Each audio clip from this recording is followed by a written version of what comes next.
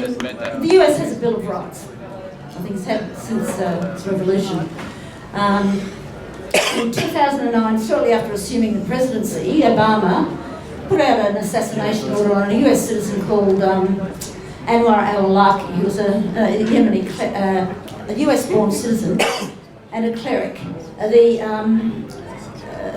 American Civil Liberties Organisation took the case to the federal court.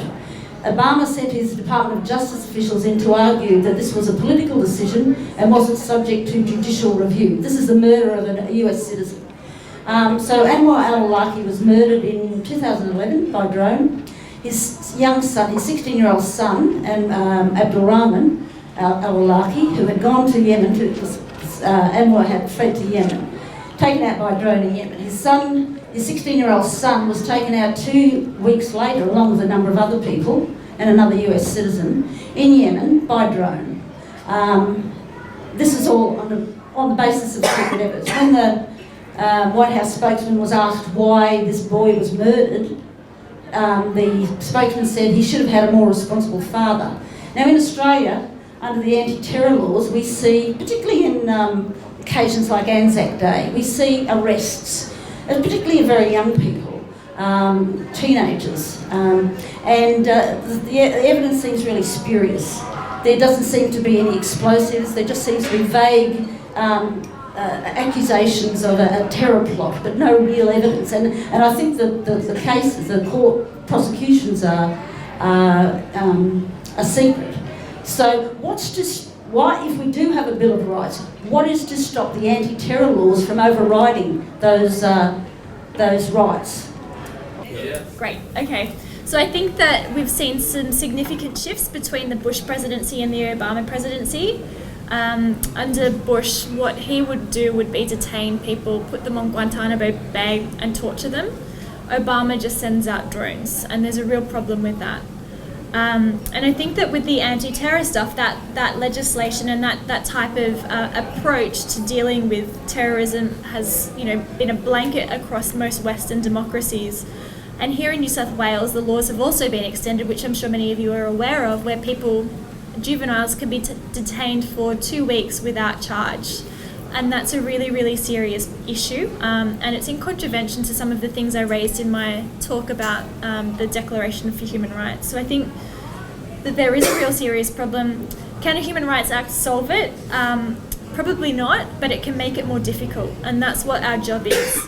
So if we have a Human Rights Act, there's another check and balance. And if governments want to suspend the Act, or if they want to put legislation in force that contradicts the Human Rights Act, they have to come out and they have to, front up to the population and explain why. It gives us as a civil society opportunity to mobilise people and to have that public discussion, whereas currently we don't have that. We don't have the public discussion in a way that we need to, and these things are much more easily passed through governments. And if we had a Human Rights Act and legislation restricting freedoms was propounded, like, for example, that Northern Territory legislation, not only are there the checks and balances, but potentially there's a judicial process to challenge the legislation. They might go ahead and pass it. They probably would. But if there was a Human Rights Act, we've got a standard against which we can measure what we expect as a community and as a nation. And we could potentially have a way of challenging legislation to say, well, that legislation is inconsistent with the Human Rights Act, and something may well be done, there may well be redress there. But the issue is accountability and debate. If you had a Human Rights Act and it was going to be suspended or legislation was going to be passed in contravention of that, it has to be debated. Does everyone know who Omid Masoumali is? I thought you meant Omid. Omid set fire to himself on the 27th of April, died on Nauru, died on the 29th in Brisbane. On the 14th of May, I spray painted Omid, R.I.P., on Malcolm Turnbull's office in Edgecliff. Unfortunately, I'd done this over several nights, and I was sort of admiring my handiwork a bit too long. and the police pulled up and arrested me. So I go to court on the 29th of June at Waverley Local Court, and I would like him to be the final last straw that makes us think about all these things that are being said. I'd like to make this into something. I would actually like to go to prison. I don't mind. I'm 57. Who cares? It might be an interesting experience. And well, he's obviously never done it, so let him find out. Let me find out. In solidarity with the refugees who are locked up. In fact, their situation is a lot worse than being in prison, because if you're in prison, you know how long you're going to be there for, and you have some rights. The people in detention, so-called detention, locked up on Manus and Nauru and all the rest of the gulags across Australia, they don't have rights. So I'm quite happy to refuse to pay the fine and go to prison. And that might get a little bit of publicity for what is happening in Australia, which I think is actually a fast drift. It's a bit more than a slow drift. I think it's a fast drift towards fascism. And I think we're looking around me, in a very good age group when we can protest, where we can risk arrest, and the outcomes are not too terrible. And what do you think of the thing of your lawyers of going to court, pleading guilty, and demanding a prison sentence? Don't do it. And why not? but because do you have any health needs? No, I'm fine. Okay, well that's good, because if you've got any, you've got a cough, well, if you've got any serious health needs, they won't be addressed in jail. If you've got any particular dietary requirements, they won't be addressed in jail.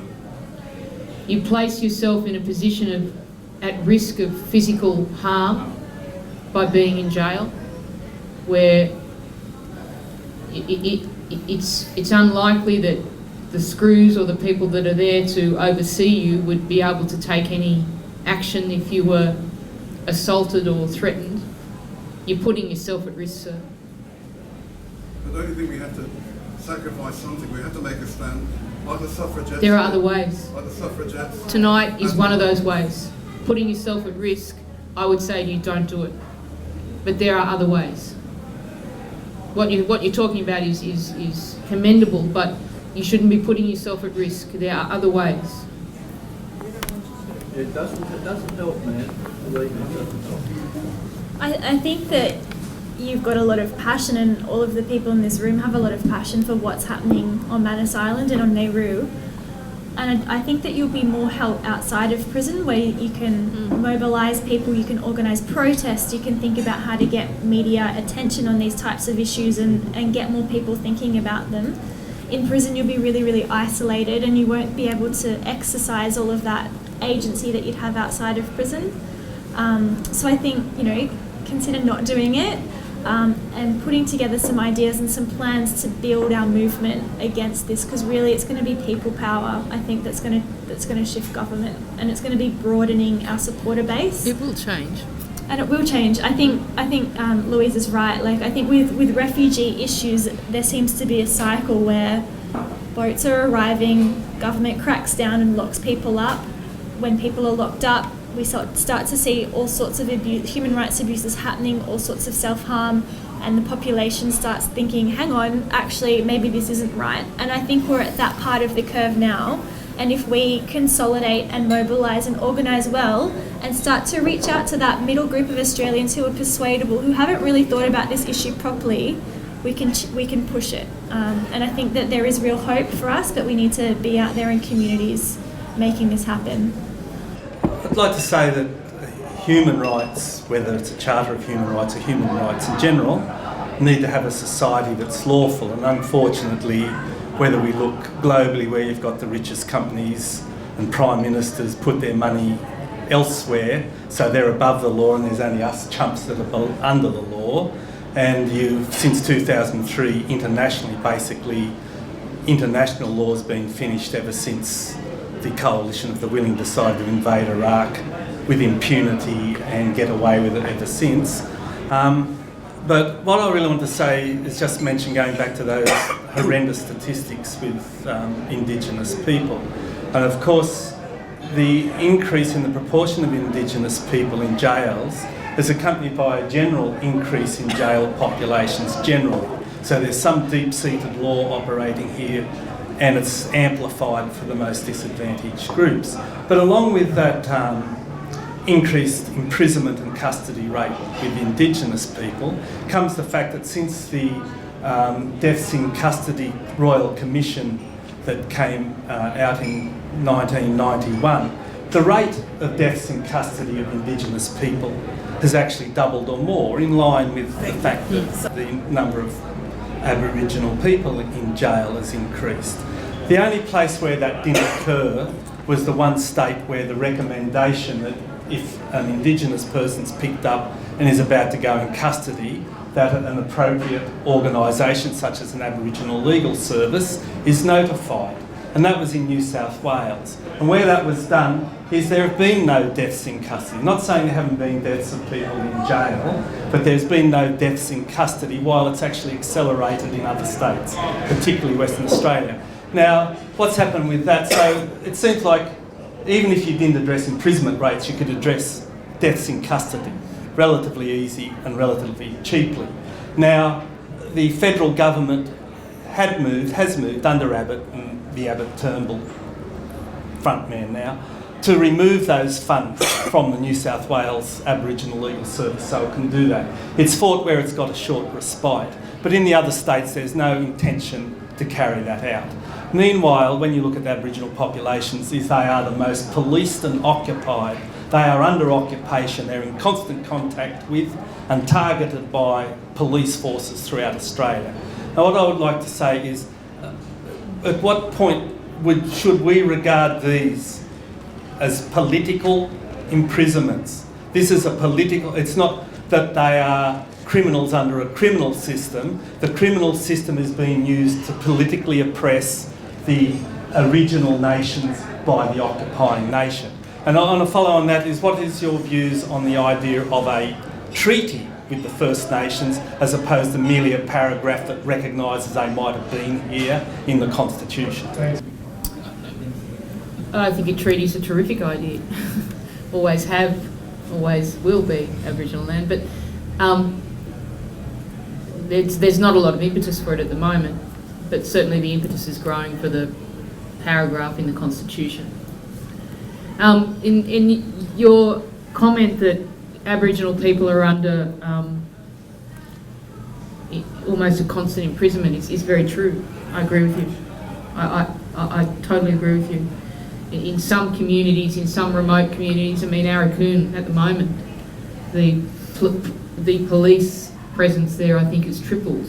You know, admittedly, there are some serious problems there at the moment with the young people, but you're right. Indigenous communities in this country are over-policed, they are over-regulated, they are over-monitored, and as a result people come into contact with the authorities more than others. What can we do about it? I don't know. Yeah, I think you're right. I think you're right. I think it is. I think part of it is political. I think there is an idea and an ideal as to how people will behave, and for a long time, Indigenous people haven't always fallen into that line, and they've copped it. I think that there are a whole range of actual tangible things that governments can do to change the position that Indigenous people are in incarceration in the justice system. Number one would be actually implementing the recommendations that came out of the 1991 Royal Commission into Aboriginal deaths in custody. There were over 330 recommendations and only a handful of them have been implemented. I think that the custody notification service is a fantastic tool and it's been shown to work. We've recently had funding back in New South Wales after a large public campaign. They've got a service in Victoria but nowhere else. We'd love to see that across the country. And I think that was one of the recommendations in that Royal Commission. And there are a range of other things that Amnesty is campaigning for. So we want the age of criminal responsibility to be raised to 12. At the moment it's 10 years old.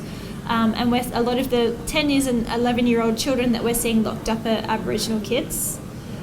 We want to see justice built into the Close the Gap framework. It's not in there at the moment. At the moment it's education, health and employment, which are really important, but justice is another part of that measure. And while that won't solve everything, we can kind of see that from how that framework is used today. It gives us a mechanism to try and force government accountability on these types of measures. But I think the most important thing is that we want to see Aboriginal-led solutions. Aboriginal people know what's going to work in their communities, and if they're given the tools, the resources, and the empowerment and a place to actually do it, I think that we'll see huge impacts in communities, and we'll prevent kids from getting into the justice system in the first place, which is you need to fix the problem at the top end rather than at the symptom end. So those are some of the things that I think can happen. The question I have is that Belinda, you mentioned that Doug Everett was in the forefront of United Nations. Coming back today, what led to this new debasement of human rights with our politicians? If you say that we were in the forefront of, in the world in such issues, why has it deteriorated in such a debased kind of way where, as somebody quoted, that Abbott has even, badmouthed the UN, and I think he said something about that woman, that rapporteur, I can't remember her name, that Indian woman from South Africa. I think some words were exchanged about her conduct. And now the seeking of a seat at the UN on the isn't that disgraceful? In order to get it, what are they going to do? Are they going to bribe some African nations like they did it with the World Cup or something, and spending millions of it? What does it achieve? I mean, in the sense that Australia has such a bad image already, as you all had said. It doesn't stand in the eyes of the world. Perhaps what can we then bring back our moral standard and integrity? What do we do about the state of human rights in Australia? I'm not sure, but I think that you're right. There is a really worsening trend, particularly with Australia's position in the global community. We've seen Australia kind of, I suppose, 10 years ago being an outlier in the way that we treat refugees. But since we've seen the Syria war and the worsening refugee crisis in Europe, Australia's been held up as a bit of a pedestal for a policy solution. For a policy solution to the refugee issue over there. So I wouldn't say Australia is a leader in human rights at the moment. I'd say that we're having impact in the wrong end of the spectrum. The Human Rights Council is another really interesting thing. Saudi Arabia is currently on the Human Rights Council, which is a really interesting position for them to find themselves in. And Saudi Arabia has some of the worst human rights record in the world, but at the same time, Australia wants a seat at the Human Rights Council, and I think they're always going to want that. But if we can effectively campaign on that and try and get them to become leaders in human rights and use that as an accountability mechanism, it can have some positive impact. Thank you for your talk. My name's Kieran Howard from the Politics and the Pub Management Committee. Now, in preparation for tonight's talk, I came across a brief article, an historical article, which will be the preface, if you like, to the question that I'm about to ask. I'll just bear with me, I'll be brief, I'll read it. Nearly 120 years ago, on the 16th of May 1891, Henry Lawson wrote his famous poem, Freedom on the Wallaby, celebrating the Great Shearers' Strike. And that strike was the catalyst for the emergence within Australia of an organised labour movement. At the time, the Queensland Legislative Council, at the behest of big business and the employers, saw fit to call for the arrest of Henry Lawson for the crime of sedition. Today, sedition laws have been revived in Australia. We have also the Commonwealth Anti-Terrorism Bill, together with complementary legislation enacted by Australian states and territories, with extraordinary detention, policing and surveillance powers. Australia has been condemned by the International Labour Organisation for denying workers' rights to collectively organise, and there is a state-sponsored inquisition towards the organised labour and the trade union movement. Against the argument that a Bill of Rights diminishes Parliament in favour of a politicised judiciary, that constitutional legal guarantees of freedoms exhibit a distrust of the democratic process, is it not the case rather that a Bill of Rights will become an organising, educational, aspirational principle, a narrative framework allowing for increased access to justice, an enhancement of democracy against a tendency towards authoritarianism, compelling Australian governments to seriously, concretely adhere to and implement international agreements we have signed up to on human rights, on freedom of expression and association, on guarantees to secure shelter, employment, freedom from poverty, the rights of women, the rights of minorities, refugees, and Indigenous Australians? One answer to that, yes. Most definitely. I agree. There's not much more to say with that one. You've summed it up very well. Thank you. Thank you.